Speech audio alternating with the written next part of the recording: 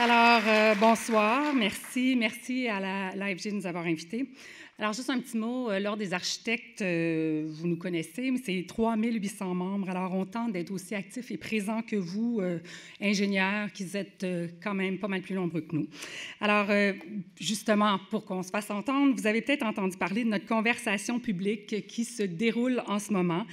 Durant cette conversation, on va à la rencontre des citoyennes, des citoyens pour leur demander ce qu'ils veulent en architecture, ce qu'ils aiment, le beau, vous en avez parlé, à quel point on aimerait qu'ils réalisent à quel point l'architecture, et incluant le génie et tout ça, et influence notre vie au quotidien. On en a parlé, vous avez vu les gens, des citoyens attentifs à leur environnement, qui se préoccupent de ce qui se construit à côté de chez eux.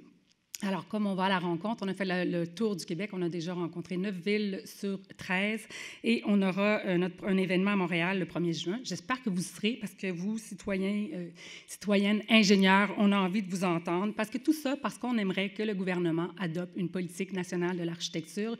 Je vous en avais parlé l'année dernière. On continue notre démarche. Encouragez-nous, aidez-nous là-dedans. Vous le savez aussi, les projets dans lesquels les professionnels sont amenés à travailler sont de plus en plus complexes. On a le BIM comme outil pour nous aider, pour nous permettre d'anticiper les problèmes, gagner en efficacité, mais ces outils-là ne remplaceront jamais la communication efficace, une collaboration intégrée entre les disciplines comme le génie et l'architecture. Alors, plus que jamais, nous devons ajuster nos processus pour être sur la même longueur d'onde dès le début et tout au long des projets. Ce qui m'enthousiasme donc d'être ici et remettre un prix à des ingénieurs. Alors, dans les catégories bâtiments structure, les finalistes sont... on a un nouvel ami, donc lequel n'ai-je pas nommé? Moi, M. Croteau, l'architecte, le représentant de l'entrepreneur général. Ah, Ponton. M. Ponton, bonsoir. Ça fait plaisir. Enfin, il y a 3 éléments importants, je pense, dans ce projet, ou 3 critères spécifiques au projet. D'abord, vous aviez à lutter contre les vents, apparemment, probablement à cause du profil de l'édifice qui créait des enjeux particuliers? Effectivement, la géométrie particulière du bâtiment, qui en fait un bâtiment très effilé, le rendait particulièrement sensible sous les charges de vent. Donc, il aurait pu osciller. En fait, tous les bâtiments subissent un mouvement sous les charges de vent. C'est juste de pouvoir les contrôler afin que les usagers ne subissent pas de l'inconfort. Et c'est un bassin d'eau au sommet qui permet de faire ça? Effectivement. Comme je suis profane, j'imagine que tout le monde sait que c'est une affaire commune, mais est-ce que vous avez fait quelque chose d'exceptionnel ou c'est banal que de faire ça? Dans les tours à grande hauteur, c'est relativement commun. Donc, évidemment, à Montréal, c'est plutôt... habituel. Non, en fait, c'est... Bon, merci. Pendant une fraction de seconde, je me suis dit, ma question est franchement terrible, mais... Donc, vous êtes les premiers à faire ça. À ma connaissance, la Tour des Canadiens est le seul et unique bâtiment qui possède ce mécanisme. Donnez une petite bine d'encouragement ici. Là. Merci pour la question. Merci pour la question. Bon, j'ai eu chaud. Rebonsoir. Il y avait aussi le métro qui était un enjeu. Oui.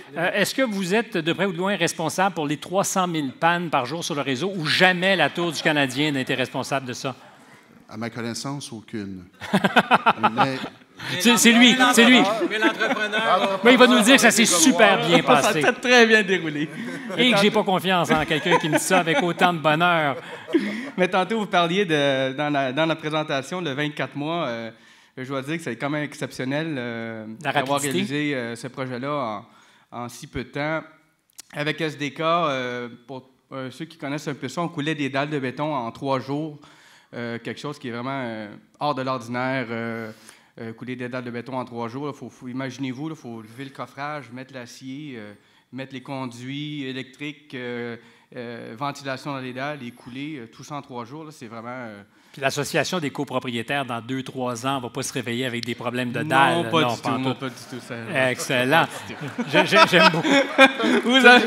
Vous avez ma parole là-dessus. 2-3 ans, pas de problème. Il y avait de la surveillance à temps plein. Là. Écoutez, messieurs, je vous félicite et vous remercie. Heureux de savoir que le métro n'a pas été trop incommodé par votre génie. Ma foi, je vous applaudis, mais surtout, vous souhaite de déguster ce prix. Puis là, c'est le temps de vous dire au revoir, messieurs. Salut. Merci encore.